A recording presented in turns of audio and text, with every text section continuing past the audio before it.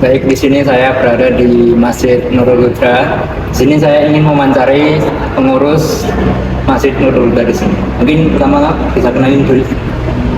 Ya, kenalin, nama aku Alif Angelina, biasa dipanggil Angel, dari Prodi Ilmu Administrasi Negara, Visip Angkatan 2002. Mungkin langsung aja ke pertanyaan pertama ya. Apa sih peran Masjid NH buat mahasiswa dan pengunjung lain? Kalau secara umum pasti untuk tempat ibadah ya, dan selain untuk ibadah di Masjid NH itu juga banyak kegiatannya. Katakan di sini juga ada ormawa Komandan Islam dari Jatubni, dari seni religi, kemudian Al-Quran yang sekiranya itu ada di lantai 2. Kemudian di lantai 2 juga ada kantor dari UPZ atau Unit Pengumpul Zakat UNS. Jadi kalau untuk perannya tidak hanya sebagai tempat ibadah, tapi juga bisa untuk sarana pengembangan masyarakat juga, untuk mahasiswa juga tentunya. Kemudian untuk tempat belajar juga, karena kan di sini juga ada suasana yang bisa buat kerja kelompok. Kalau buat pedagang apa sih perannya? Kalau pedagang yang kaki 5 ya tadi ya? Iya, kaki 5. Kalau kaki 5 kan di sini kebanyakannya kan yang di luar ya. Mungkin kalau yang dari aku lihat selama ini biasanya tuh para pedagang kalau waktu asar ya atau sholatnya tuh udah masuk azan tuh udah langsung ke sini buat sholat. Pas tempat ibadah atau istirahat juga ya. Mungkin yang kedua, apa sih pendapat Mbak mengenai keberadaan pedagang kaki 5 di sekitar Masjid NH? Kalau keberadaannya sih ya bagus aja kan, karena kan pedagang itu pasti buat ini ya untuk pekerjaan mereka atau untuk menunjang ekonomi dan juga masalah. Jadi ya bagus aja, karena kan nanti misal dari jamaah NH itu juga perlu beli makanan atau minuman juga bisa langsung ke sana karena saya juga dekat dengan. Nah, menurut Mbak Endel nih, apa sih peran Masjid Nurul Huda ini sebagai sarana penunjang ekonomi inklusif dalam perbedaan di lingkungan kampus? Sebenarnya kalau perannya tuh cukup banyak. Kalau disebutkan salah satunya itu pas bulan Ramadan kemarin. Kalau bulan Ramadan itu kebetulan di acaranya itu ada KRNH, Kampus Ramadan Buddha, itu di sekitar 10 hari atau 12 hari pertama bulan Ramadan itu ada bazar makanan. Nah, di situ kan dari panitia itu juga open tenan, dan untuk open tenan buat pedagangnya kaki 5 ataupun MKS di luar itu bebas, tidak ada syarat tertentu harus beragama Islam, itu enggak. Jadi bebas dari agama manapun, dari masyarakat, dari level manapun itu boleh berpartisipasi di bazar makanan yang ada di Masjid Buddha ketika bulan Ramadan. Mungkin itu saja sih wawancara dari Mbak Endel. Terima kasih Mbak Endel buat narasumbernya. Sama.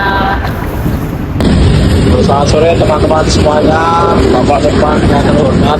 Ini melaksanakan tugas KWN yaitu tadi yang berjudul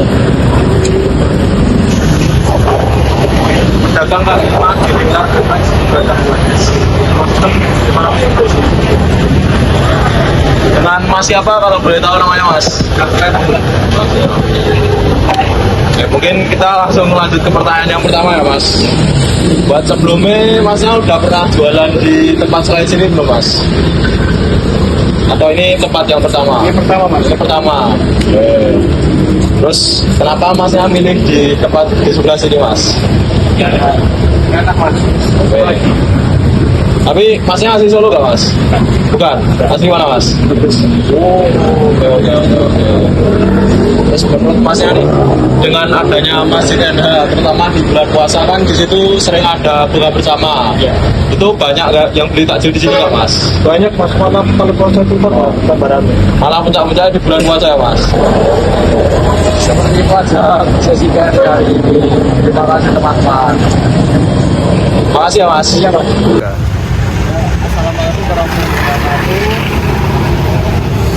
Perkenalkan, nama saya Alwi dari Prodi Teknik Elektro. Di sini dengan Mbak siapa? Dengan Kansa Mbak Kansa. Dari Prodi? dari Prodi Teknik Kimia. Oh, dari Prodi Teknik Kimia. Nah, di sini saya mau mewawancarai Mbak Kansa singkat tentang ekonomi inklusif di lingkungan sekitar UNS atau di lingkungan kampus. Nah, pertanyaan pertama nih Mbak, menurut Mbak Kansa, apakah keberadaan pedagang di sekitar kompleks masjid kampus itu memberikan manfaat bagi para mahasiswa? Buat para pedagang di sekitar masjid UNS memberikan manfaat itu, jadi ketika setelah beribadah mahasiswa bisa mampir ke para pedagang untuk membeli jajan.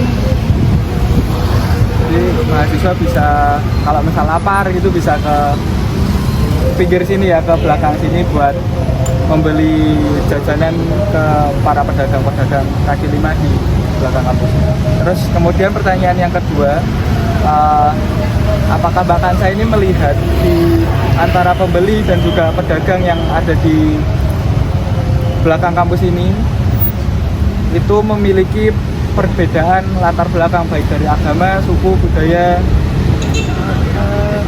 Jelas, karena misalnya dari pedagang sendiri ada yang non muslim, habis itu mungkin dari pembelinya juga kan mahasiswa kan ada yang dari luar daerah, ada yang dari berbagai macam suku, Dari berbagai macam background ya berarti ya. Kemudian pertanyaan yang terakhir nih, menurut Mbak Kansa, apakah aktivitas ekonomi di sekitar Masjid UNS ini mencerminkan sikap toleransi? Ya, karena dari aktivitasnya itu apa ya, saling bisa menghormati satu sama lain, terus juga kan dalam apa ya, interaksinya kan tidak ada diskriminasi gitu. Ya, diperlakukan adil semua Iya. ya. Oke, baik, mungkin itu saja yang bisa saya tanyakan kepada Mbak Kansa. Mungkin terima kasih banyak Mbak Kansa waktunya.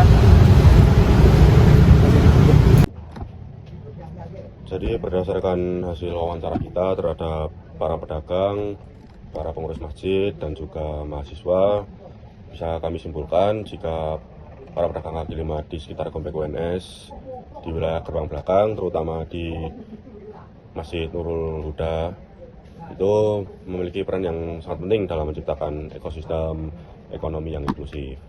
Aktivitas jual beli yang berlangsung tanpa memandang agama, suku, dan juga latar belakang para pembeli dan juga para penjual.